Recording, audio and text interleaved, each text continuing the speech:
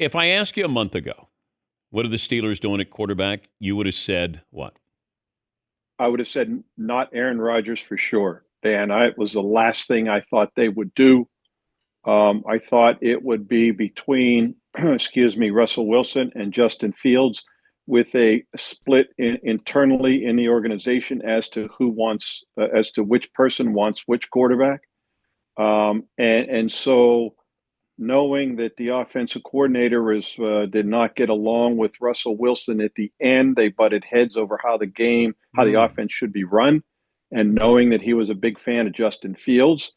I thought they would lean toward that, but then the offensive coordinator doesn't trump the head coach, the GM, and the owner. But there was a split there, so that's the way I thought it would unfold. And given the age difference and the potential with what they saw from Justin Fields, I would have guessed Justin Fields.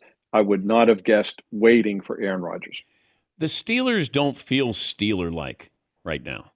That you bring in DK Metcalf, you don't have a quarterback, you're waiting for a quarterback that might not show up, and if he shows up, who knows what you're getting. But is there a change of philosophy? Like, it's not just, hey, we went 9-8 and we had a winning season and we lose in the first round.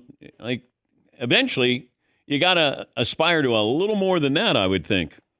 Yeah, Dan, they've made the playoffs for the last 5 years, so it's not like the sky is falling and they're a moribund franchise. But 10-7 each of the last 2 years, but more significantly, first round playoff exits. That's 8 years now without a playoff win.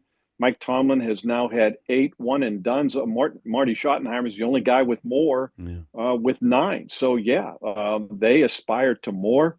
The move for Aaron Rodgers, without question, Dan, is very un-Steeler-like. That's why I said just a bit earlier that was the last thing I thought they would do, would be get involved with that guy with a lot of the, let's face it, strange behavior that he exhibits. But that's where they are, and where, what they are interested in right now is the same thing they were interested in last year. That is the immediacy of trying to win a playoff game and getting back on track. It's almost one step at a time. That's the next objective, but they haven't even reached that. I will tell you this, whether Aaron Rodgers or if they feel compelled that they need to bring in a veteran through a trade, nobody's getting more than a one-year deal. They are fully aware that it's time to move on and try to find that franchise quarterback. Can you see them doing anything in the draft quarterback-wise? Well, Dan, they gave up that number 2 pick in the DK Metcalf trade. So it's either number 1, and I don't see him going into the first round this year. But certainly they know they have to do it by next year. Maybe the third round, take a chance on a guy. If there's someone they like, I'm not going to sit here and tell you it's Jackson Dart or Will Howard, but I do know they have interest in those guys, and don't know if they'll be there in the third round. Maybe they have to move into the second round to do so. But I know that is certainly, if it's not urgency this year, it certainly is by next year. Would the Steeler fan base embrace Aaron Rodgers? The feedback / blowback that I've received, Dan, during this whole period is, I don't think anybody is thrilled to see. Oh, some people are, but the majority are not in favor of the move. Somewhat for what you referenced earlier about it not seeming like the Steeler way. The guy's 42 years old. He won 5 games last year with the Jets, and he had Garrett Wilson, Devontae Adams, Alan Lazard.